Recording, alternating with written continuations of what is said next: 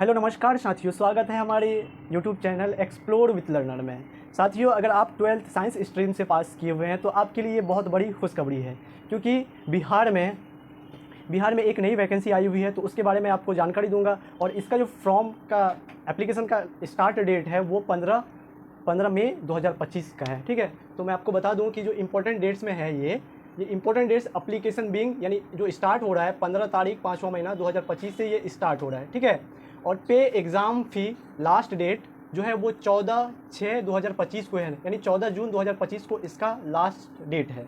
और वहीं last date apply यानी अप्लाई का लास्ट डेट भी जो है वो 14/6/2025 को ही है।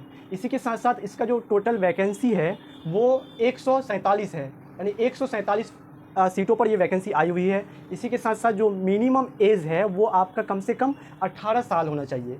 उसी के साथ साथ और मैक्सिमम एज जो है वो 37 साल होना चाहिए, यानी 37 ईयर्स फॉर मेल। यानी अगर आप महिला कैंडिडेट हैं तो आपके लिए कम से कम 37 वर्ष होनी चाहिए। उसी के साथ साथ मैक्सिमम एज 40 साल फॉर फीमेल, यानी अगर आप लड़का हैं यानी युवा हैं तो आपको कम से कम 40 साल होनी चाहिए, इससे ज़्यादा नहीं होनी चाहिए।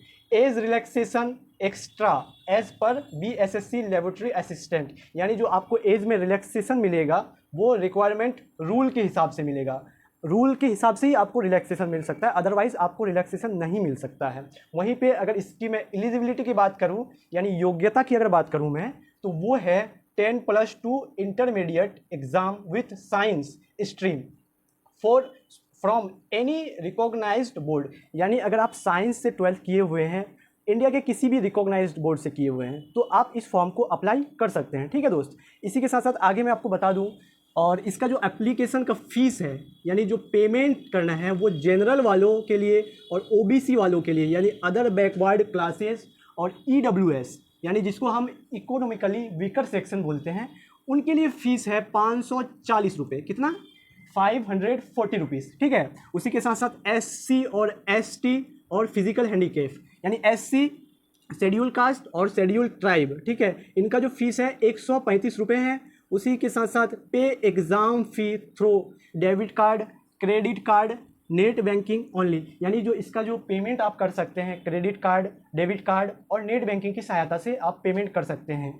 उसी के साथ साथ जो कुल प्रश्नों की संख्या इस एग्ज़ाम में होंगी वो 150 होंगी, यानी 150 क्वेश्चन आपको उस एग्ज़ाम में पूछे जाएंगे।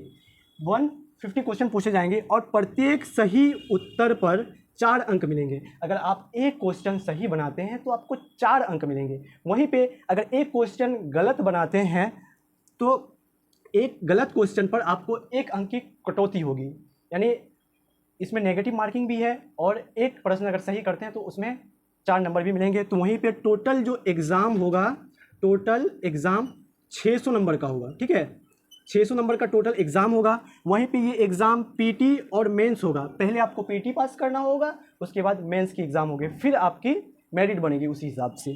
वहीं पे अगर आप, मैं बता दूं कि हिंदी और इंग्लिश दोनों मीडियम पे होगा। अगर आप हिंदी मीडियम से 12th किए हुए तो भी इस एग्ज़ाम के लिए एलिजिबल हैं, और इंग्लिश मीडियम से पढ़े हुए तो भी आप दे सकते हैं। पेपर दोनों मीडियम पे आता है, तो आपको इसके लिए बिल्कुल भी टेंशन नहीं लेना है। और इस एग्ज़ाम का जो क्वेश्चन पैटर्न है यानी किस सेक्शन से कितने नंबर पूछे जाएंगे तो वो भी मैं आपको बता देता हूँ। उसके लिए जनरल नॉलेज यानी सामान्य ज्ञान जो आपको पूछे जाएंगे उसमें 35 क्वेश्चन पूछे जाएंगे। कितने?